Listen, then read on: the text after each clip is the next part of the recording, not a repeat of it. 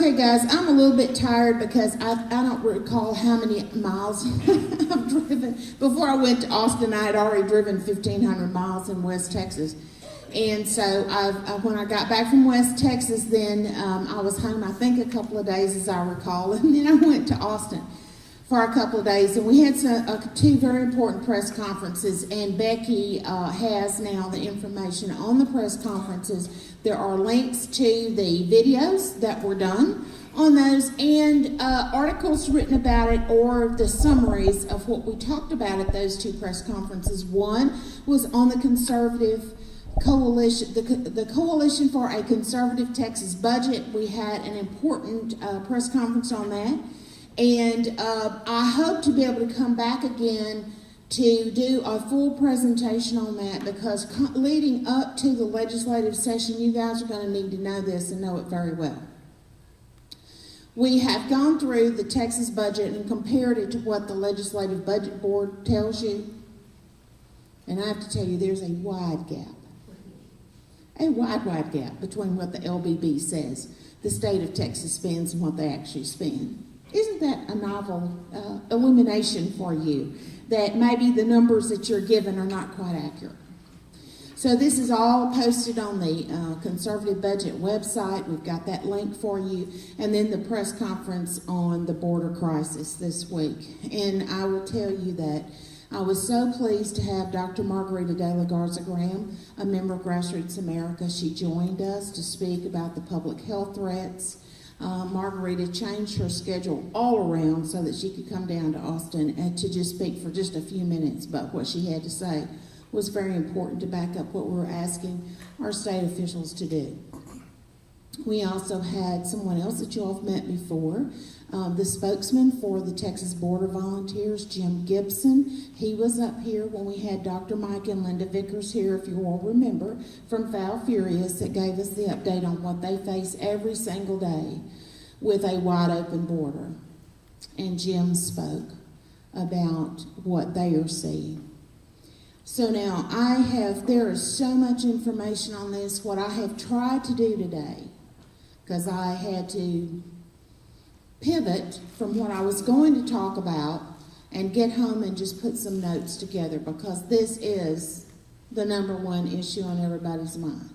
So now, I'm not going to go over all the things that you already know about the failures of the federal government and who's to blame for this at the federal level. I'm not going to do that. You already know that. If we have time for questions at the end, I will try to answer some of those if you have some on the federal things that I'm not going to spotlight today.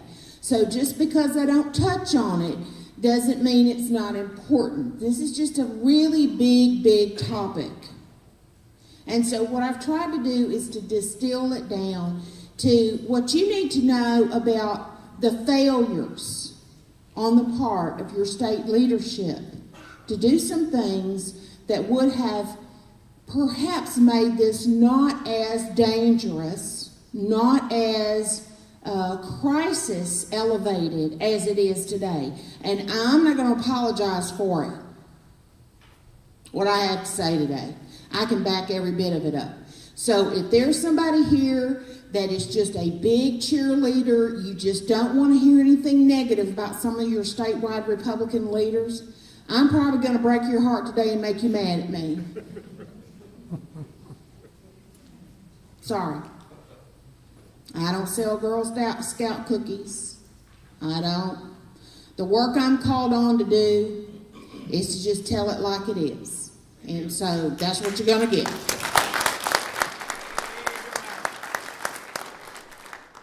Okay, we've been working on this for quite some time, and what I have actually called this is, it's how big business, social justice advocates, and the hard left plan to make every town a border town. And that's exactly what they're on the road to doing. They want to make every town a border town, and here's why. Big business, and I want to tell you again, big business is different from free market supporters, okay? Big business, what I'm talking about is big business that wants their line at the trough, and they're willing to pay big campaign bucks for it to get those special perks and special benefits. And it looks like this: cheap labor, If you can get a bunch of cheap labor in here working for your company and that you can pay them $5 or $10 less an hour than you pay anybody else, they're willing to sell out these United States for the bottom line. And that's just the way it is. And there are plenty of them. I can name a lot of them. But I will tell you that they are alive and well in the Texas Association of Business and the Texas Chambers of Commerce, period. And they are driving that amnesty train as hard and fast as they possibly can. Have you heard any of them talk about the negative impacts that this border surge is having on you? I submit to you, they don't really care about you. And they really don't care about the United States Constitution either. Apparently not. And we all know about the social justice people. And I'm going to tell you something. I don't want to offend anybody, but there are some churches that have gotten into a relationship with the federal government. They're taking some of this money. I hope they know what they're doing. Because I'm going to tell you something. For churches to take blood money from Caesar, Caesar might have something to say about what you do in your church. So you might want to be aware of that. But the social justice advocates want to bring everybody down so they can distribute misery evenly. You see, the American people have had it too good for too long. And you're too big for your britches, so it's time for everybody to figure out how the other half lives. Okay? And the hard left. And let me say this about the protest, because I have been inundated with questions. Why aren't y'all supporting and promoting some of the protests? Okay, Grassroots America is very careful about its reputation. Okay, we have worked 5 years really very hard to have an impeccable reputation. We're careful about who we work with. I can't vouch for some of these people that are putting on these events. I can't. And if I can't tell you who these people are, then Grassroots America's name is simply not going to be out there promoting an event. Y'all have to understand, the conservative movement in Texas in particular, we have people that are embedded, planted inside the communication channels of the hard left. We do that on purpose. They have people in our communication network because we want to know what they're planning on doing. And I can tell you that they're talking about putting together protests that utilize tactics of hate-mongering and race-baiting to try to make conservative groups look bad. Now, am I telling you don't go to the overpass in Canton or in Longview? I'm not telling you not to do that. I'm just telling you that you need to be careful. If you see something happening there that is contrary to your core values and wise conduct, you need to get yourself away from there. We don't organize protests because we're in the halls of the Capitol and local government. We're trying to change policy. I don't think it's wrong to protest in an orderly way. You have the First Amendment right to do that, but you just need to be careful about who you're standing next to, because not everybody has our same values and goals. And that's enough of that. Okay, and on June the 30th, we sent out a press release, and Breitbart, Texas was one of the ones that printed the entire thing. And here's what we called on state officials to do. We called on state officials, the governor, the lieutenant governor, and the speaker, to hold a meeting of your education commissioner, your Health and Human Services Commissioner, Colonel McCraw, Executive Director of DPS, and any other head of a state agency that needed to get the state of Texas prepared for a crisis. That meeting hasn't been held. I have talked to numerous state representatives and state senators So I'm going to ask you, what do you think is going to happen to school districts this fall? Nobody is telling the schools anything. Teachers don't know anything. Teachers haven't been told what they're going to be expected to do. And do you know that underage children are now under compulsory education laws if they're in the state of Texas? So somebody's going to have those children in public schools. Don't you think it would be a smart thing to do for some adults to have a conversation about what that's going to look like? I do. On the health public safety issue, I've said this numerous times. If you have not had booster shots, and please, I don't want to have a debate today about whether people should be vaccinated or whether they should not. Today's not the day for that kind of debate. But if you have been inoculated in your childhood for those childhood diseases like whooping cough, which is pertussis, if you have not had a booster, you might want to ask your doctor if you should. Because you see, whenever we travel outside of the United States, we're told you have to have certain vaccination to travel to certain foreign countries, correct? And if you're going to adopt a pet, there are certain things, depending on where the pet comes from, that the pet has to be quarantined for about 3 months or so before you can even bring it home. I will tell you, those minimum standards are not being met with these people crossing the border, even the ones that are asking to be detained. So I'm saying to you is we are ill-equipped to handle what is coming. We already had a problem with tuberculosis in our prison system. We already knew that. Well, now tuberculosis is everywhere. And Dr. Margarita de la Garza Graham said it takes one person can infect thousands. Not to mention the skin diseases, the parasites that our DPS and Border Patrol people are getting. Do you know we have DPS people that cannot even come back home to their families because they have an infectious disease already, or they're infected with scabies? I have to tell you that knowing what I know about how our law enforcement is being used makes me so very angry. Because you don't hear any of these politicians talking about the impact on the personal lives of law enforcement that's down there dealing with that. Do you hear anybody expressing any kind of concern for law enforcement? It's a very dangerous situation down there. So we first started out asking them to please hold a meeting and to let the public know, what are we supposed to expect from this? And I ask you the question that I've asked elected officials. When is it going to be enough? Is it going to be a crisis when every empty building in all 254 counties in Texas are full? Is that when it's going to be enough?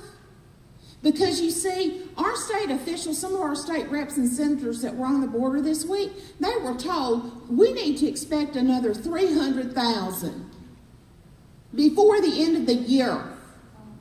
Do you all understand this? Please tell me that you do. Because if we keep doing this, every country that's got any kind of reason to send its people here will be emptying their countries to send them here. When is it going to be enough? So now let me translate this into the constitutional crisis that we are approaching, rapidly approaching. Do you understand that when the federal government does not ask a state, does not ask a local governing body, does not even tell them they're shipping plane loads and bus loads and train loads of illegals into their communities? Do you understand that that is the commandeering? The federal government is commandeering state and local assets. That means that it's de facto commandeering. My friends, the United States Constitution prohibits the federal government from coming in and commandeering state and local assets, because remember, the state is we the people. The state is we the people. So they are commandeering our assets. Who do you think is going to pay for this? We the people are going to pay for it. I don't care if it comes out of your local pocket or your state pocket or your federal government pocket. You are paying for it. And the federal government is doing this in a heavy-fisted way without even telling governors. I saw the governor of of New Mexico on the other day. And she said she heard it through a Twitter rumor that they were sending people to her state. I have to tell you, that is insulting to the American people. So we need to have somebody stop them. Would you agree? Yes. Because when is it going to get further? When are they going to start telling you that your church must? When are they going to get to that point? A few years ago, maybe we thought this wouldn't be happening. So here's why we are all up in Governor Perry's and General Abbott's face on this. And I make no apologies for it. And I submit to you that when I finish this, if you all have not gotten on the phone and called the governor's office, Speaker Strauss's office, Dewhurst's office, and Attorney General Greg Abbott's office and told them what you think about it, and then called your local officials and told them what you think about it, you will have not yet begun to fight. Making a simple phone call, folks, is what is needed here. Because this is a rapidly deteriorating situation. I guarantee if we get another 300,000, the face of Texas is going to change overnight. So here's what needs to happen. You've heard about the border surge down there with DPS. Do you understand that it is a teeny tiny sector of the Texas border that they are covering? Do you understand that? You've seen your elected officials on TV, and some of them, I have to tell you, look right for a, what do they call it, a reality program? I mean, because, it's kind of sexy to put that cap on backwards and to put that outdoor gear on and have those, expensive sunglasses on, and man, you're tough, aren't you? Aren't you tough? But what are you really doing to stand in the gap between the people of Texas and federal tyranny and a public health disaster and a fiscal disaster? What are you doing? Have you utilized your constitutional authority? Have you done that yet? The answer is no. So let's talk about the constitutional authority. And then before I finish, land the plane today, we're going to talk about the magnets that Texas has that attracts illegals here. See, it's important when we're criticizing the federal government for having magnets, it's pretty important for us to have a clean doorstep in Texas. And my friends, we don't. And you do realize today that you live in a sanctuary state. Do you understand that? We live in a sanctuary state because since 2011, we have heard the sound of crickets from Governor Rick James Perry about the importance of banning sanctuary cities, and he's the one who brought it up. I don't know if I can get this. Hopefully it'll go. Bob, would you advance the slide for me, please? Because I guess this isn't working.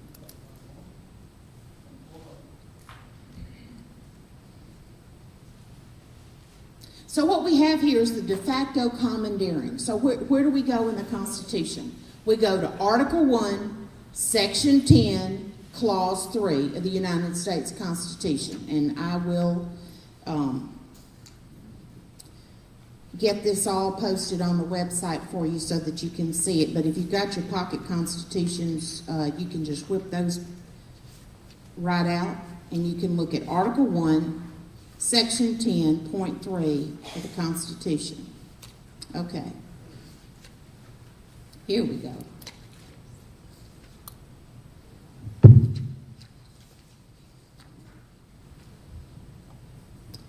What is important here, before we get into that one, is Article 1, Section 8. And it says Congress has the power. Did it say the President? No.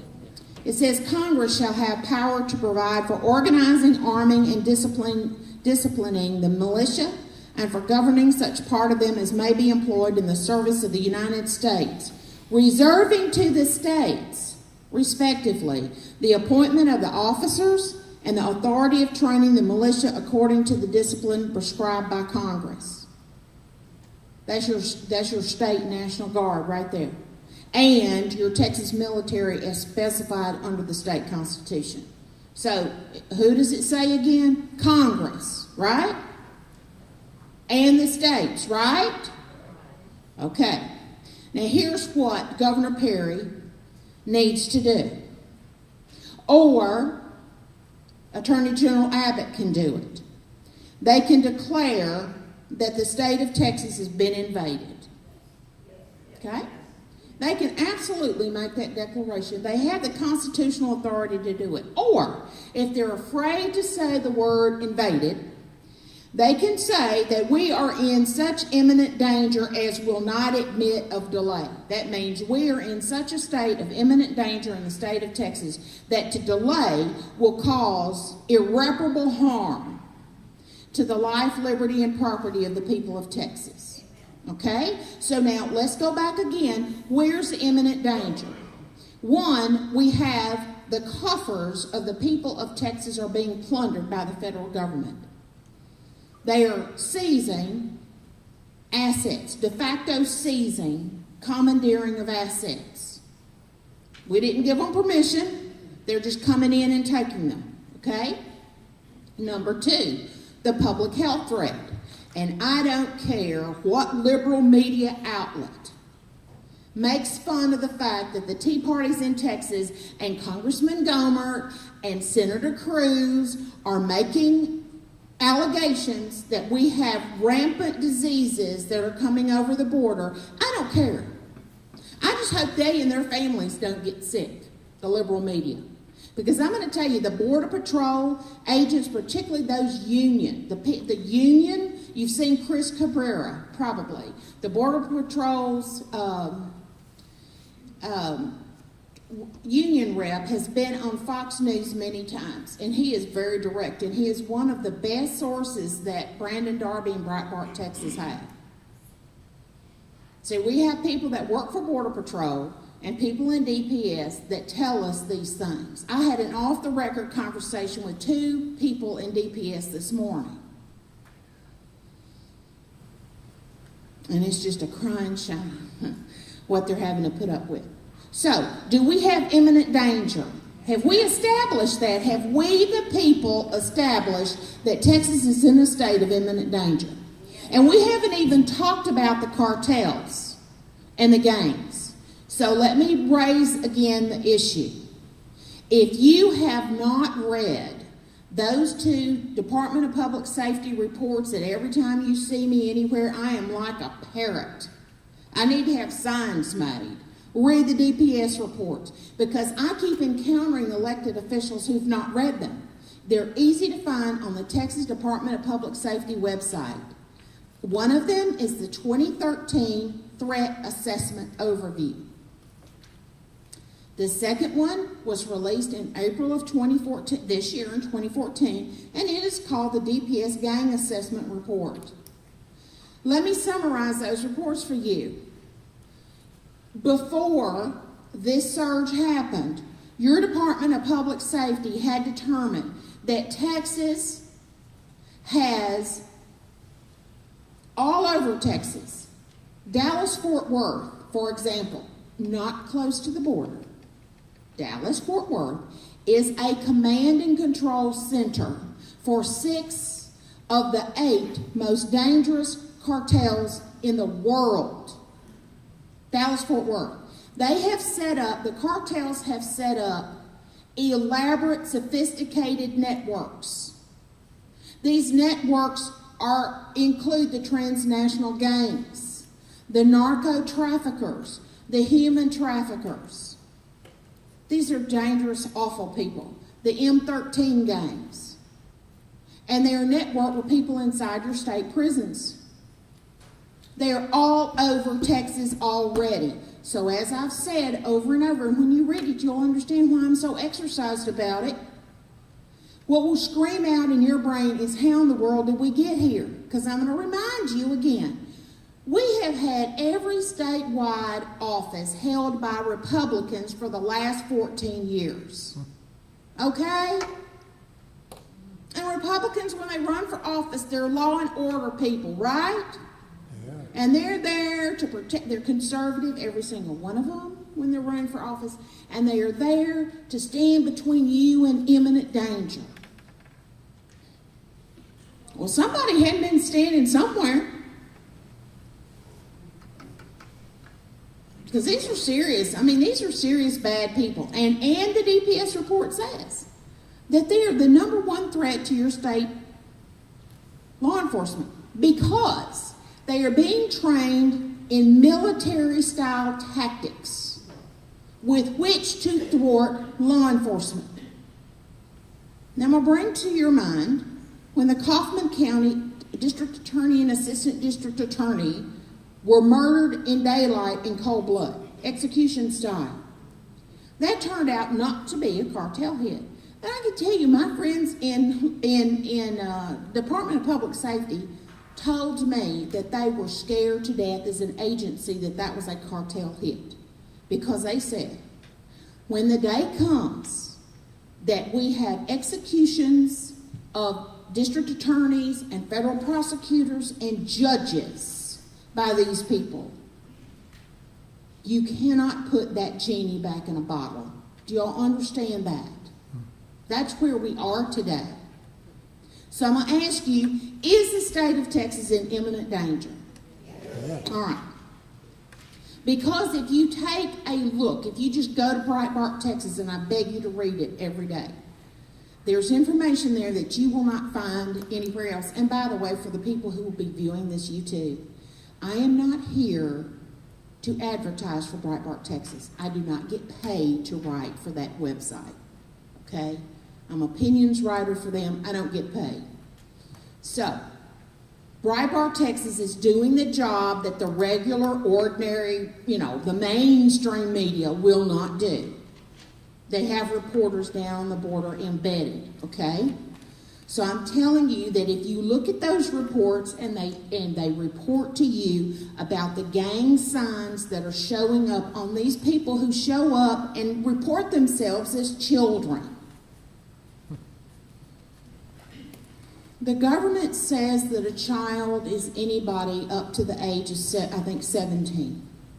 Well, so what they do, they don't have any papers with them. They don't have birth certificates with them. They are presenting themselves to Border Patrol and ICE and Homeland Security and DPS as 15.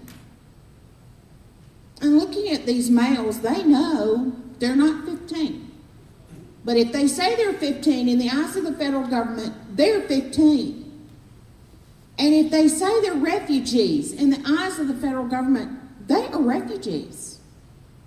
And you see, the law was changed in 2011 that give these refugees access to all sorts of welfare.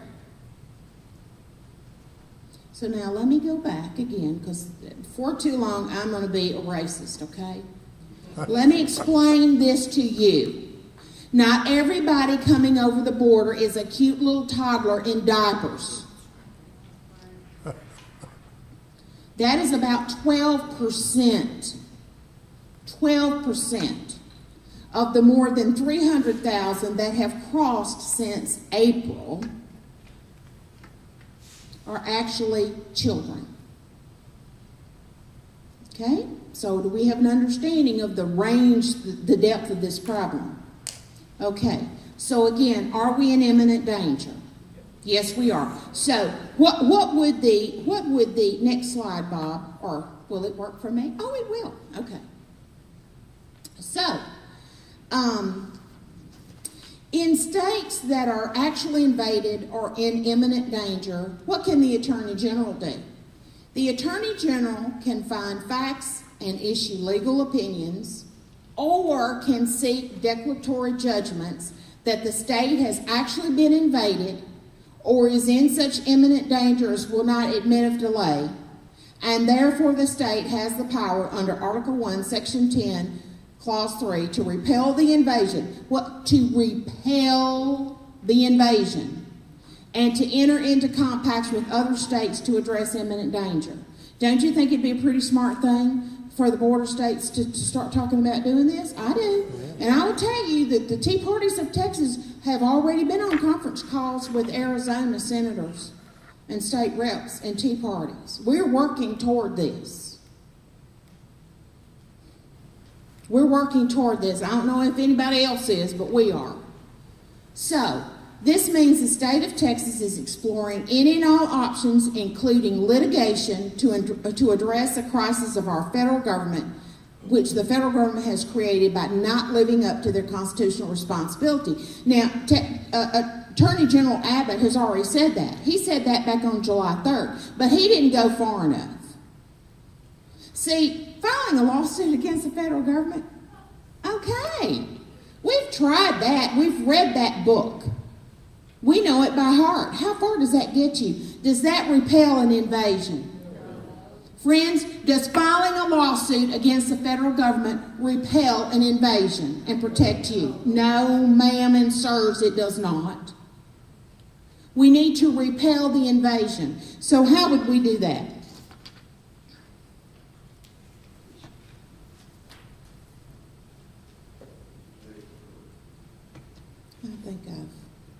Let me see if I've got this last slide.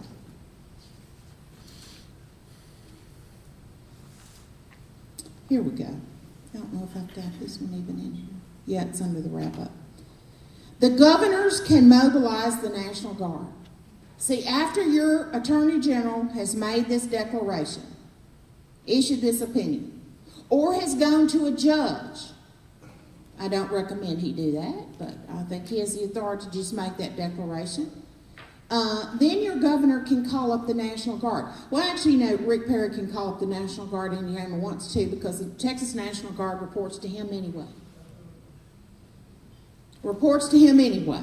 And Rick Perry can call up what is called the Texas military in the state constitution, and it is defined. Those powers are already there, folks. So they need to do that. And here's what a governor should do. A governor should call up the National Guard, add to DPS, institute and charge the Texas military, and should give them the order to repel the invasion. That means turn them around. See, because if you don't put a foot down, you don't get to go through the court system, right? So in any and every case that you can repel the illegals from coming in, that's what they need to do. And by the way, they need to test the bounds of the state of Texas authority under the 10th Amendment as well. We need to test that. And your governor of the state of Texas needs to, quite frankly, say, federal government, I'm about to do this. And I'm not going to ask your permission because I don't have to. And if you want to come down here and you want to arrest me, you just go right ahead. But we are about to protect Texas. That's what needs to happen, folks. And it doesn't need to be this. Yes, I believe we need to call up the National Guard, but the federal government needs to pay for it. No. We need to stop waiting on Washington to come to save us, because they are not coming to save us. Let me tell you about the funds we spend in Texas. We've got a rainy day fund, and it doesn't take you long being in the Capitol before you hear somebody say, oh, well, you know what, we think we're probably going to have a $10 billion surplus. A $10 billion surplus in just sales tax revenue and business tax revenue. 10 billion. 10 billion with a B. You know, like the 9 billion that we had last session that they blew through They spent every bit of it and spent $4 billion out of the rainy day fund. Okay? So we've got the same thing teed up here. And that doesn't even begin to talk about the oil and gas money in the rainy day fund. I submit to you, if there was ever a time that it was raining in the state of Texas, it is now. It is right now. And you know what? If we don't want to talk about touching the rainy day fund right now, here's some things that we cannot do. We can stop doing. We can stop funding everything in the state of Texas that doesn't have to do with immediate necessary services. I don't know, something like the Arts Commission, the Hollywood subsidies, the $25 million check that's going to be cut in December to Formula One racing, the Enterprise Fund, the Emerging Technology Fund that they give out millions of dollars, $41 million to Toyota, to move to the state of Texas as if Toyota didn't have any research and development and expansion dollars of their own.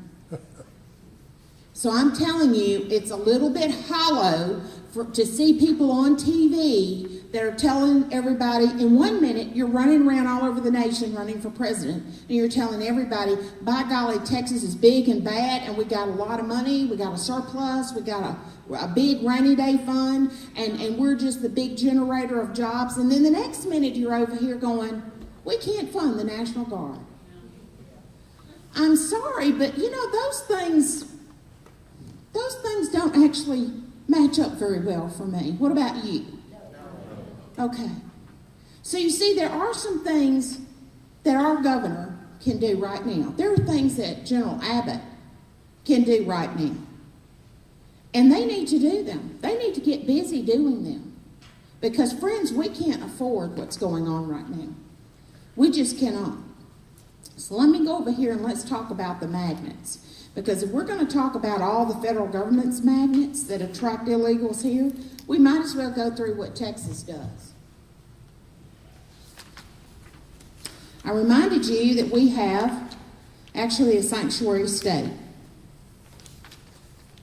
What that means is that all over the state of Texas, particularly in the metro cities, they either have a written policy as Houston does, or they have a de facto policy, means it's not written down, but this is just what we do. Law enforcement is not allowed to check legal status. If a crime has been committed, if they've been arrested, if they've been stopped for a traffic violation, cannot check legal status. Okay. Let's go back to the imminent danger we laid out here about the cartels and the transnational gangs running amok all over Texas. What do you think a sanctuary city does for them? They get to hide out, right? Because nobody's going to ask them anything. Do you know the same is true with your state law enforcement? State law enforcement does not ask legal status. Don't you think a minimum standard of protecting the people of Texas would be to take the shackles off law enforcement so they can actually enforce the rule of law? Yeah. How about that for a change? Then let's talk about our own DREAM Act here a minute. And by the way, we have been begging and pleading with Richard Perry since 2011 to ban sanctuary cities, because he showed up the first day, the opening day of the 82nd legislative session, and he stood there and he named banning sanctuary cities as one of his emergency items. The House passed it. The Senate hung it up in regular session. Then in special session, because the Tea Parties were raising so much cane about it, we finally, and David Simpson, is David here today? David's not here today. But I will tell you, Representative Simpson is one of the people that can be credited with forcing Perry's hand to put it on the call for the special session, a ban of sanctuary cities. Because David stood up and he said, hey, we need to do something about this. And so his voice added with our pressure and the phone calls that all of you all were calling in, people all over the state, Perry put it on the special session. But the Senate passed it, and Joe Strauss ran out the clock in the House. See, they have this little game that they play between the House and the Senate when they just don't want to do anything.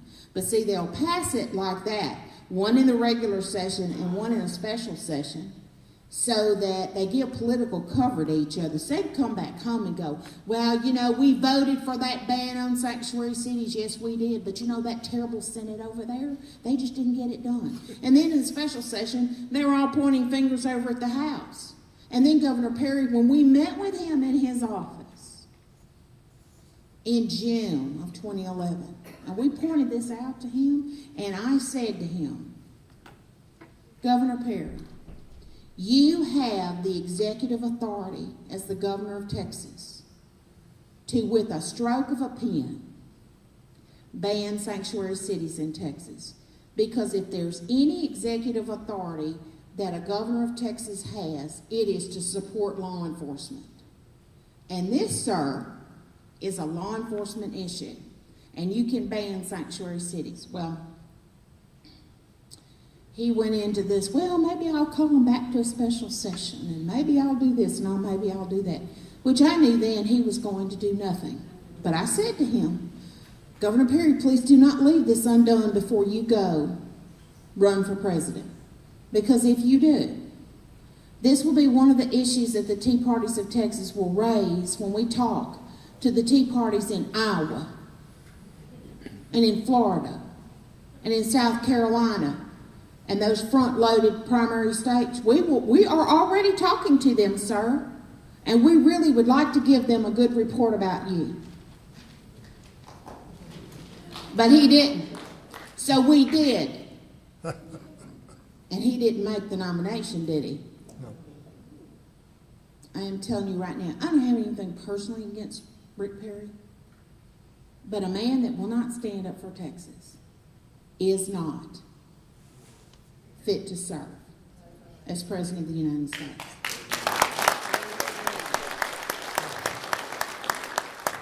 So we have our own DREAM Act. You all know this. We give in-state tuition breaks and taxpayer-funded grants to illegals to attend Texas colleges. And in this August 2001 speech to the Border Summit, Governor Perry bragged about signing the Texas DREAM Act into law.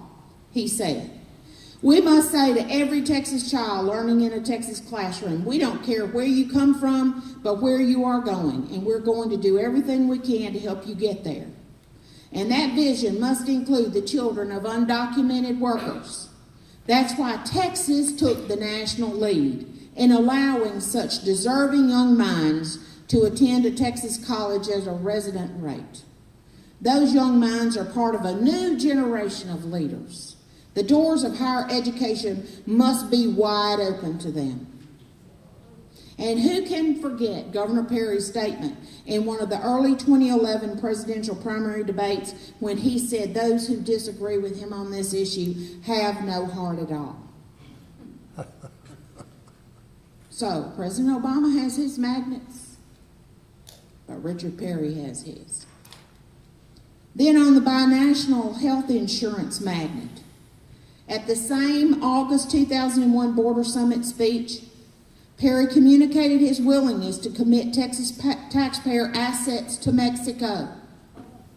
Hear what I'm saying. This is documented. This is on the governor's website, friends. And if it's not still there, I have a screenshot of it. He said, I urge legislators to pass a telemedicine pilot program that will enable through technology a sick border resident of limited financial means to receive care from a specialist hundreds of miles away. Perry went on to emphasize his support for an important study that will look at the feasibility of a binational health insurance program. This study recognizes that the Mexican and U.S. sides of the border compose one region, and we must address health care problems throughout that region. That's why I'm also excited that the Texas Secretary of State, Henry Cuellar, is working on an initiative that could extend the benefits of telemedicine to individuals living on the Mexican side of the border. So the study guidelines that were outlined in House Bill 2498 were passed by the Texas legislature in 2001, and they were signed into law by Rick Perry. And although the legislature was never acted on because the people found out about it, it is important to understand that Rick Perry's stated purpose of his championed, signed bill to commit taxpayer assets to Mexico. And by saying that the legislature finds that it is in the best interest of the state to find a cost-effective manner of delivering health care services throughout affordable care plans to citizens residing on both sides of the Texas-Mexico border, this signals a propensity of Rick Perry to, on a grander scale, should he go to the White House, to further erase the border between the United States of America and Mexico. And that propensity means that he's okay with surrendering American sovereignty. Is that too harsh? And here are his other resistance to stop the job magnets. During the January 14, 2010 gubernatorial debate, former U.S. Senator Kay Bailey Hutchison, challenger to Governor Perry, said, "The state of Texas does not even use the E-Verify system to determine if someone is legally in our country when they apply for a state job." To which Governor Perry responded, "E-Verify would not make a hill of beans difference when it comes to what's happening in America today." When bills have been filed in the Texas legislature that would crack down on the repeated and purposeful hiring of illegals by cheap labor advocates, Governor Perry and his staff have been nowhere. They have not tried to help us get those bills out of committee. They have not once supported any of the bills that would shut off the magnets. Not once. Governor Perry never supported a border fence. While on the presidential campaign trail back in 2011, Governor Perry told a New Hampshire crowd that a border fence is utter nonsense, and sent yet another signal that many of his positions on illegal immigration mirrored those of the open border crowd. But his presidential campaign position was nothing new, because in August of 2007, speaking in Mexico, Governor Perry declared the proposed construction of a fence along the U.S.-Mexico border idiocy, while proclaiming that he would support a free flow of individuals between these two countries who want to work hard and want to be an asset to our country and to Mexico. So I'm going to ask you, could our welcome sign get any bigger? And remember the Arizona bill, SB 1070. When Governor Perry was asked about SB 1070, he said it would be a poor fit for Texas. Now, Senate Bill 1070 has in it the part of SB 1070 that the Supreme Court upheld was for the right of law enforcement, the job of law enforcement, to enforce the rule of law. So I want to ask you, do we really have state officials that have the best interest of you and the best interest of law enforcement at heart? No, we don't. And so, see, the looks on your faces are the same looks that I see as I go across the state. When I was out in West Texas last week, I could tell you what I am seeing on the faces of Texans is that they are reaching the conclusion that not only have we known for quite some time that we could not believe anything coming out of Washington, we're coming to the horrible, horrible conclusion that we really can't believe too much that's coming out of our state officials. Is that too harsh? Is that too harsh, friends? I'm just telling you, I have laid out a case here that is documented with state public reports, by media reports of people who are telling the truth. I am telling you that we have to have a higher standard for leadership than just getting excited when we see a governor or an attorney general on Fox News giving the Obama administration heck. Our standard of leadership has to be higher than that, friends. Leadership is not what you talk about, but what you do.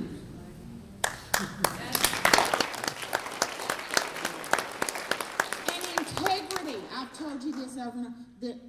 The word integrity means this: the distance between what you say you believe and what you do about it. And I submit to you that there is a great distance between what a lot of our state leaders say they believe and what they actually do. So now let me say this. The same political consultant that was the consultant for Rick Perry's failed presidential bid was a consultant to David Dewhurst and is the consultant for General Greg Abbott.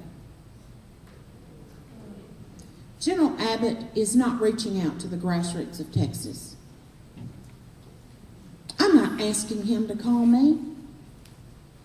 If he called my friends across this state, the people that are advocating for freedom and liberty and protection for Texas, I'd be happy. I don't have to be in the meeting. But his consultant believes he doesn't need to hear from the people of Texas. But you know what they do believe in? I get calls and emails all the time. JoAnn, will you help us organize block walks? No, really won't. I'm not going to come to grassroots and ask you all to go door to door for General Abbott until we see what General Abbott is willing to do to defend the people of Texas. And you know, filing lawsuits against Texas, that's a great thing. That's a great record. He's done a lot of that, but I will remind you that's his job. It's time for a new flavor of leadership that will, what? Repel the invasion, right? Right. And to secure us from the imminent danger. So now, I'm going to land the plane. There's some other things that we could talk about here, but we could be here all day, and I've already depressed you enough. But I'm just telling y'all, please pray for our elected officials. Even though I am very harsh against some of them, I do pray for them. It's my job as a Christian to do so. It's my duty as a Christian to do so. And I pray that you all will start calling them and asking them to act and ask the Lord to move on their hearts to do the right thing. We can't change hearts, but the Lord, the creator of this universe, can. So in the meantime, I would ask you all to please check with your doctor about any kind of inoculations, any kind of boosters that you need. I would ask you to please do that. Have that conversation with your doctor. So, Patty, ask me a couple of questions, and then if y'all need to leave, I understand that. I will not be insulted if you leave. And I'll stay here for a few minutes and answer questions. Does anybody have any questions? If you'll hold up your card, we'll come and get it.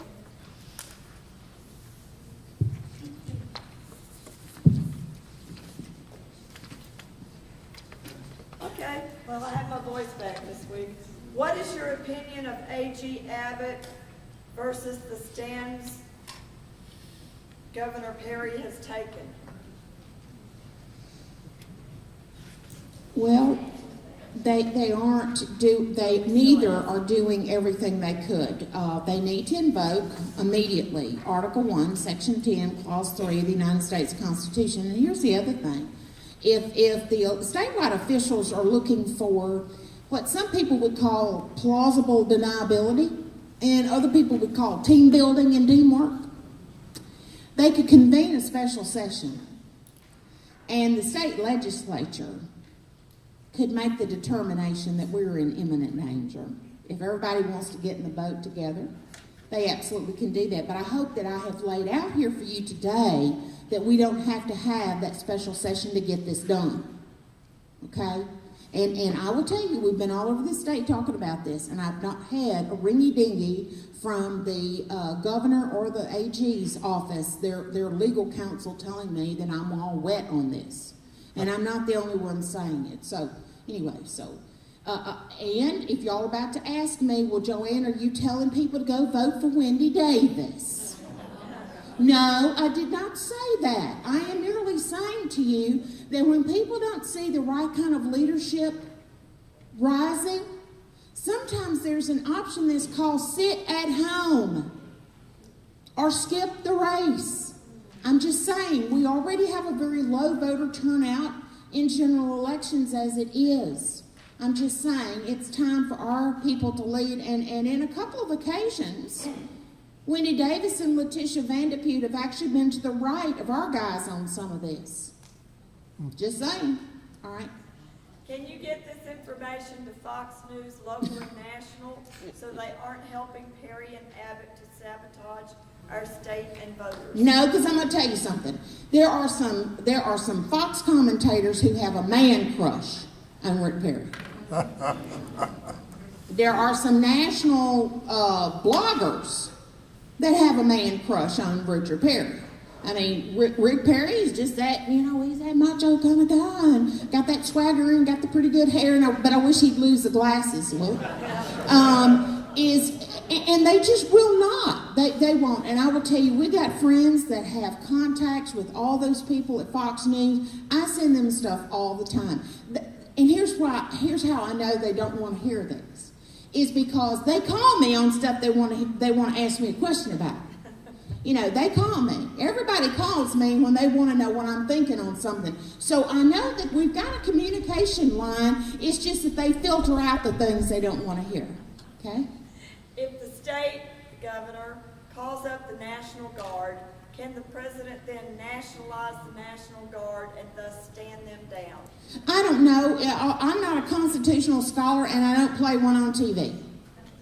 But I will tell you this, that there are people in our legislature that are good constitutional scholars. And I think we need to test the bounds of the power that the states have to resist a tyrannical federal government. That's what I think. We need to test it. Because I've got people here that may not have been here before, we ask all the questions regardless if she's addressed it or not, because I don't want anybody to think your question doesn't count. If we don't support Attorney General Abbott, do you think Wendy Davis will do a better job? Okay, friends, I've already answered that. I'm not advocating Wendy Davis, but I've already told you this. See, JoAnn Fleming is not a cheerleader for any elected official or candidate. That is not what I do. I am not a political groupie. That is not what y'all pay the big bucks to do. Okay?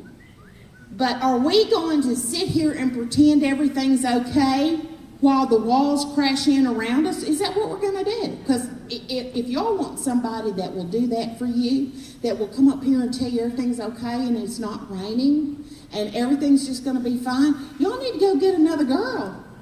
Because I don't have that in me. I've been at this too long. I cannot do it. I cannot stand up here and tell you that I think they're doing a good job when they aren't. Now, am I saying they've never done anything right? Let's swerve on into the other ditch. No, they have done some very good things. Do I think they're bad men? No, I'm not saying that. I'm saying they need to step up and defend Texas. That's what I'm saying. If Governor Perry can call up the National Guard, why doesn't he?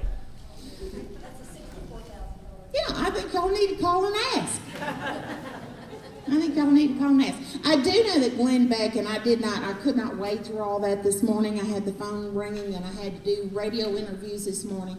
But I do know that Beck had Rick Perry on his TV program that's internet TV and some satellite channels and all that, to ask him the question about why he's not calling up the National Guard, but I haven't heard what the results of that were. Does anybody know that? I don't know that. But I found it very interesting that the day after our press conference that that he was asking him that, because we do have people with Beck's, whatever you call conglomerate, that follow what the Texas Tea Parties do. So. Is it true the National Guard cannot arrest illegals or detain? What legally can they do? Well, I will tell you this, that I think that through the decades, the courts have, and the Congress and the President have usurped the authorities of the states. I think I've had constitutional scholars tell me that there is no clear authority that says the state of Texas cannot defend itself from an invasion. And again, I'm just going to tell you, I think that the Attorney General and the governor need to get with their high-powered legal counsels that we all pay for, and they need to figure out where they've got solid ground, and where they think there's a gray area, they need to test it. If there's ever a time that this needs to be tested, it is now. It's right now. If the feds don't protect our border, we can appeal to the state. If our state does not protect our border, who do we appeal to? God. Well, you need to appeal to God first. With every problem. You don't leave him last. Don't ask him last. It doesn't work out well when you ask God last.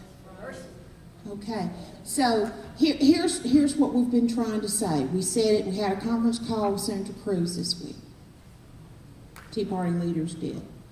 Said it to state legislators. And by the way, we're working on getting Representative Schaefer and Simpson, when their schedules can converge, to come do a presentation, because they are doing a lot of studying on the constitutional authority and what the National Guard could and couldn't do. And I've been in all those conversations with those guys, but I'm not going to take that from them, because particularly Matthew is an attorney, and then they've got a whole bank of these conservative legislators, a couple of the senators, that I think are as close to being constitutional scholars as anybody is. And so they are working on all of this, and they have sent a letter to Governor Perry appealing to him to call up the National Guard, and by the way, Texas lets pay for it. And so far, the last I talked to them, they had not heard back from that letter. But that was sent to the big three last week, and that's Perry and Dewhurst and Strauss. So, I don't know where the boundaries are, but I think that they need to get the right kind of legal advice, and then we need to test whatever's a gray area. But I almost lost my train of thought there. But the other thing is, we've been warning them, is that if you do not act, then when people become afraid, and always in every organization, there are people who don't use the wisest judgment in their actions. There may come a time when you will have some people come in here from other states, and they will try to take the place of law enforcement. It will not go well with them. That also gives Obama the excuse to declare martial law. Now, your own governor can declare martial law, and your own governor can declare a quarantine if he thinks a public health threat is so great. So anyway, next. Why do you believe our leaders are not doing their job? We need God's governance. I can't tell you what's in their hearts. I can just tell you that this is not just a current failure to lead. I think I've laid a case out here that we have had people that just let certain things go in the state of Texas. I think we never should have gotten to the point where we had the cartel network set up here. I think there was a time for people to talk about it. I know that there's been evidence that's been given to state leaders about the cartels taking over the construction sites. A Fox 51 reporter in Houston gave us footage that they had taped of people of union bosses and people who, small mom and pop construction people who went on tape and said that to work at some of these construction sites, you have to pay the cartels to work there. That's been going on since 2011, and the state was given the evidence, and nothing happened there. So you all have to decide that for yourself. I can't look into their hearts. I can just identify a lack of leadership when I see it, and you can too.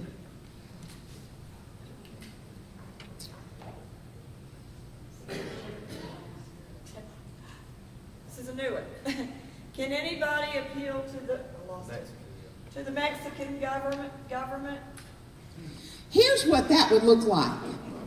And you know what? It's on days like that, well, a question like that, I wish I was in a position to do it. Because you know what I believe? The sound of a checkbook slamming shut gets people's attention. Do you know that we give them something like over $500 million in aid, and $15 million of that goes to the Mexican army? I find that incredibly shocking. That's what it's going to take to get that Marine out of jail. Yeah, see, that's another thing, Sharon. I want somebody to tell me why our Marine is still in jail in Mexico. That's pretty sad. Okay, the picture I painted to you, the way law enforcement is treated. Okay, law enforcement's telling you you got a problem. They give you a report. You don't pay attention to it, but you want them to go out and do the job and put their lives on the line anyway. So then with the military, same thing. Illegal aliens are getting better care in this country than veterans do. What in the world are we doing here? Do you know that yesterday a report came out, and I'm looking for the source, but I heard it on the news, and they were quoting sources, that they are offering foster families $6,000 a month per child. JoAnn, I've got the source for you. Okay, well, so what I'm saying is this. Okay, if law enforcement is not being supported by the people we elect, and then veterans are not being supported in how we take care of them, and then the young ones see us let a Marine rot in a Mexican prison, why would people step up to put their lives on the line? It has to be not because they believe in the leadership, but because they believe in that grand American dream that our founders created and through God's influence and left for us. It must be because they believe in liberty. It must be the reason that they keep serving. It's heartbreaking to see what they go through, Patty. Can local sheriffs stop the invasion to protect their counties? Here's what can happen. You go back to, and I don't have it here, but it's that decision in the Mack case where Scalia wrote the opinion. If the federal government is commandeering assets,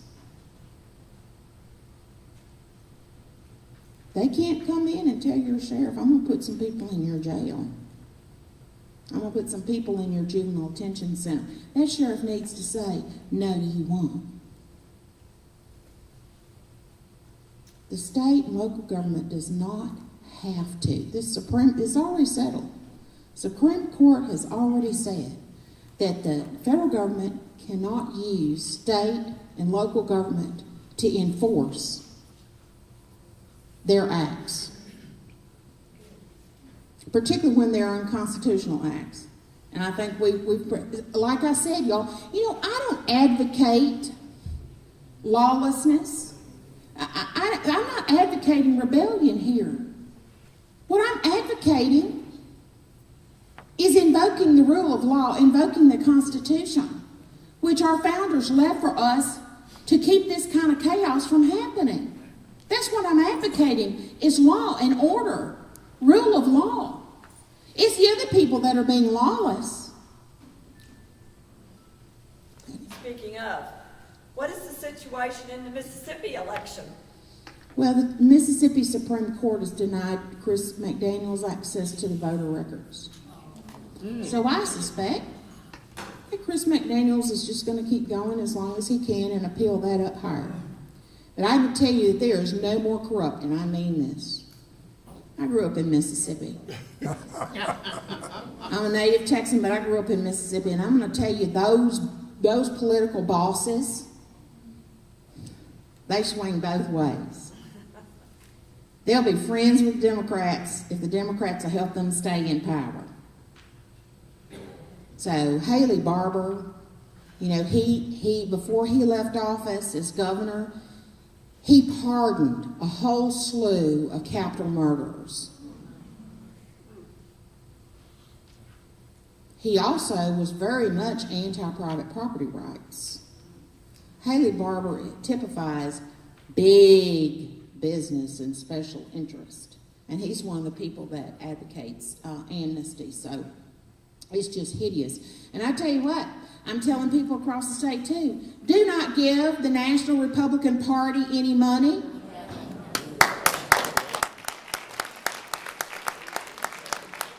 And frankly, do not give your state party any money. Now, at the local level, I think we've got a good group of people that run the Republican Party at the local level. As long as you trust them, you support them. If they decide they go establishment and they don't want any of you rowdy rabble-rousers involved in their activities, then you don't play, okay? But what I'm saying here is you give your money to people that are running for office that you believe reflect your core values. Don't give it to the national or to the state and let them, use it to work against you. Just don't do that. Can the State Department of Health declare a medical emergency? They could if they were allowed to. See, I'm going to remind you all of this, about 35% of our state budget is made up of what? Federal funds. 35% of our state budget is made up of federal funds. That's about $69 billion. And so some of our state people and some of our folks that run agencies can find 69 billion reasons not to tell the truth about what's going on. And by the way, we already know that people have been told to keep their mouths shut. When that press release went out on June the 30th, where we cited in it the offices of border health. Every border state has an office of border health.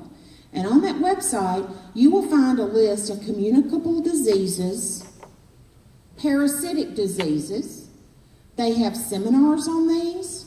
They have conversations with the World Health Organization on these. It's posted on their website. Well, when we pull that off and source that in our report, because by the way, they're very specific, the kinds of diseases and parasitic, infestations that come from certain countries, they're very clear about that. They had a conniption fit when we put that in our press release. I had somebody from HHS call me. I did not call her back. And she said, Ms. Fleming, I have had a reporter call me and tell me that you put X, Y, and Z in your press release and you did not get it from me. Well, no, I did not get it from her. I did not say I got it from her. I said I got it from the offices of Border Health. And I linked it. So if you know how to click a link and you know how to read, it's there. And so the only reporter that I will not return a phone call to, and I will not say his name, he knows who he is, called me and wanted to, well, he didn't call me. He sent me an email because he's already figured out I don't return his calls. The only one in the world I will not talk to. But he has proven himself to be completely untrustworthy, so I will not talk to him. But anyway, he sent me an email asking me, he goes, JoAnn, where did you get this information? Because the state HHS director says, or assistant director says, you did not get it from her. I said, I did not say I got it from her. So I sent him like 16 pages of links to reports, and I went, here it is. There you go. I'm not stupid enough to put something in a press release that I can't prove. So, If the people are coming across from the south and getting away with it, then doesn't this open the door for any and all people to just come in? yes, because as I said, and I have a report that I need. I don't think I brought it with me today, but there is a report that comes from the National Immigration Law Center. The National Immigration Law Center has a document. It's a PDF. You can find it. It's real easy to find. They tell folks exactly what benefits you're eligible for if you declare refugee status. And it's things like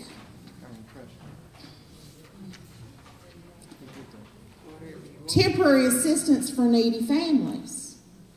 That's Texas. Temporary assistance for needy families. CHIP, the Children's Health Insurance Program. Food stamps. Supplemental security income. A whole list of things that you're eligible for. And so you know what we're doing? We have submitted to Senator Cruz's office a list of these things. And the time it takes to qualify. And we've asked them to supply to us the list of benefits that veterans can get, are supposed to get, and what the timeline, the wait time is for them to get those. Because, you know, inquiring minds like ours, we just want to know. We just really want to know how much longer our veterans have to wait to get benefits than the illegals do. I mean, don't you think that's an important thing for us to investigate? I think it absolutely is. See, I told you I was snarky before I ever walked in this building. Isn't the Texas military separate from the National Guard? And is it immune from federal government orders? Yes, and I tell you what, Matt Schaefer's done a lot of work on that. And I'm just going to save all that because Matt's got it all figured out. He's been working on this for quite a while. So I will tell you, yes, it's very distinct because that is described in the state constitution. And it is very different. And yes, they're supposed to be immune from federal overreach. Now, that doesn't mean that the federal government won't try. But like I said, what we the people need is somebody pushing back against the federal government and saying no more. Okay? Maybe we should threaten to impeach Perry for not protecting our state. Just the threat would go against his run for president in 2016. I don't know that there are. Well, see, we don't have recall in the state of Texas. I have people all the time that go, JoAnn, you know what? We could solve all these problems if we just recalled somebody. And I usually say something like, don't you think we would have started that like, I don't know, some cases about 15 years ago? But we don't have recall. Now, there are procedures for impeachment, but I will tell you, the same House that has no stomach for funding the National Guard, the Strauss, does not have the stomach for impeaching the governor. And cutting off the magnets, I'm just telling you, that's not the way it works here. It's much the same thing that's going on in Congress. Anything else? This is the last question, and I have to say this before I ask it. I wish this person had been here last week. Will Sheriff Smith protect us when the time comes? He said he would. He absolutely said he would. He's been, he hasn't wavered on that. And God forbid if the time comes when he has to, I believe that Sheriff Smith, I have no reason to doubt that he would not do exactly what he said he would do. And we've told him that we'd have his back. Yes, sir. Just could you announce to everybody from here that Representative Schaefer is leaving Sunday for his 2 weeks of Navy duty. He will be in communication, but he will not physically be there. Yes. Jack is trying to say Matt's leaving to go on his guard duty training, and so then he will be back. When he gets back, we have plans for him to be here and to speak. The only reason he's not here is Matt's been to the border more than once, and he's working on a whole lot of different things, and so he's going to be before y'all before too long, and Representative Simpson as well, and that will be very informative. I want you to know too that I've had a conversation with Texas Border Volunteers, and I have asked them. I'd like for us to try to have a meeting with one of their representatives, and they are very, very busy. But if they had somebody that could come up and could do a presentation, I told them that we would try to advertise that and to raise some money for them. Because I will tell you that that is a very worthy cause to donate to the Texas Board of Volunteers.